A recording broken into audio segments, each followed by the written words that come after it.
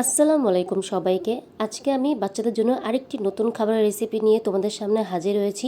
তো আজকের খাবারটি হলো বাচ্চাদের জন্য সাবুদানার ফালুদা। তো আমি সাবুদানার ফালুদা কিভাবে রেডি করেছি তোমাদের সামনে আজকে আমি তুলে ধরবো। এটি হচ্ছে সবচেয়ে একটি সহজ রেসিপি, যেটা তোমরা অনায়াসে খুব সহজভাবে বাচ্চাদেরকে বানিয়ে খাওয়াতে পারো এবং খুব ঝামেলা ছাড়াই এটা তোমরা রেডি করে দিতে পারো। এই খাবারটি হবে বাচ্চাদের জন্য হেলদি, মজাদার এবং স্বাস্থ্যসম্মত। এবং এই খাবারটি তোমরা 7 মাস বয়সী শিশুদের থেকে শুরু করে 3 বছর বয়সী বাচ্চাদের জন্য অনায়াসে বানিয়ে খাওয়াতে পারো।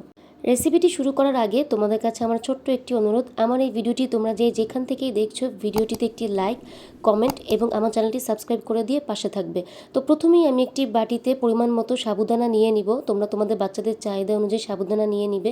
এরপর আমি এতে কুসুম গরম পানি দিয়ে প্রায় 1 ঘন্টার মতো ভিজিয়ে রাখবো।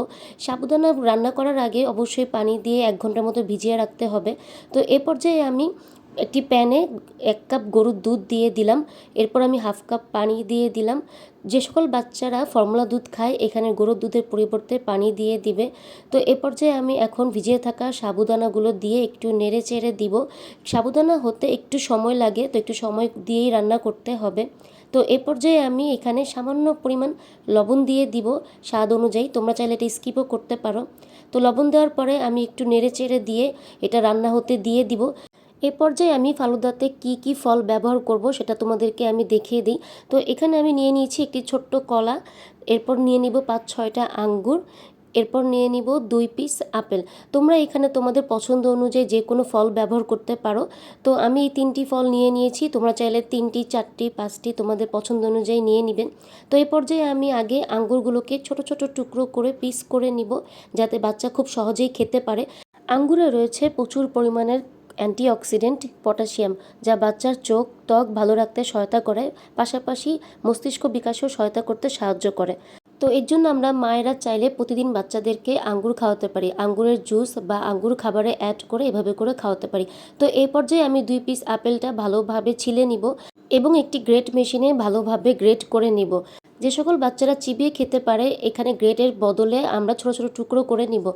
আপেল একটি ফাইবার সমৃদ্ধ খাবার, যা বাচ্চার অন্ত্রের জন্য উপকারী।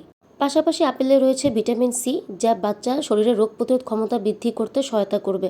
এবং আপেল হচ্ছে একটি সহজপাচ্য খাবার। তো এ পর্যায়ে আমি কলাটাকে ভালোভাবে একটি কাঁটা চামচের সাহায্যে ম্যাশ করে নিব। কলা পুষ্টিগুণে ভরপুর একটি ফল।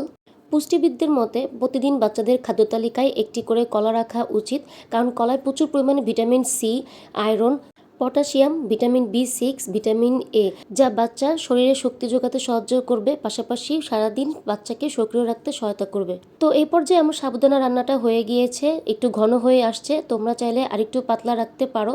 আসল নকল সাবুদানা চেনার উপায় সেটা আমার চ্যানেলে দেওয়া আছে, তোমরা চাইলে দেখে নিতে পারো। আসল সাবুদানা যত রান্না করবে তত আরও বেশি দেখতে আরও স্বচ্ছ হবে এবং বড় বড় বল আকারে হয়ে যাবে। তো এখানে আমি একটি বাটিতে সাবুদানাগুলো ঢেলে নিয়েছি। তো এক এক করে আমি সব কিছু উপকরণ দিয়ে দিব। প্রথমে আমি আপেল কুচি দিয়ে দিলাম, এরপর আমি আঙ্গুর কুচি দিয়ে দিলাম। তো এ পর্যায়ে আমি এখন দিয়ে দিব কলা। তো সবগুলো উপকরণ আমার দেওয়া হয়ে গেলে এখানে আমি মিষ্টি হওয়ার জন্য 2টা খেজুর আমি কুসুম গরম পানিতে প্রায় 3 থেকে 4 মিনিট ভিজিয়ে রেখেছিলাম, সেটা আমি হাত দিয়ে পিউরি করে নিয়েছি। তো এখানে আমি দিয়ে দিলাম। তোমরা চাইলে এখানে তাল মিশ্রিও অ্যাড করতে পারো। তো এই পর্যায়ে আমি সব উপকরণ একসাথে ভালোভাবে মিক্সড করে নিব। তো এই হলো আমার আজকের সাবুদানার রেসিপি। তো এই রেসিপিটি তোমরা যদি বাচ্চাদেরকে দাও, বাচ্চারা খুব মজা করে খাবে এবং পুষ্টি গুণাগুণও পেয়ে যাবে। অনেক বাচ্চারাই একদমই ফল খেতে চায় না, তো এভাবে করে তোমরা বাচ্চাদেরকে ফল খাওয়াতে পারো। এবং এই ফালুদাটা তোমরা যে কোনো এক বেলায় বাচ্চাদেরকে নাস্তা হিসেবে দিতে পারো, সকাল বা বিকালে। তো এই হলো আজকে আমার ফালুদার রেসিপি। আমার এই রেসিপিটি যদি তোমাদের ভালো লেগে থাকে অবশ্যই একটি লাইক, কমেন্ট, সাবস্ক্রাইব করে দিয়ে পাশে থাকবে। তো আজকের মতো এতটুকুই। আল্লাহ হাফেজ।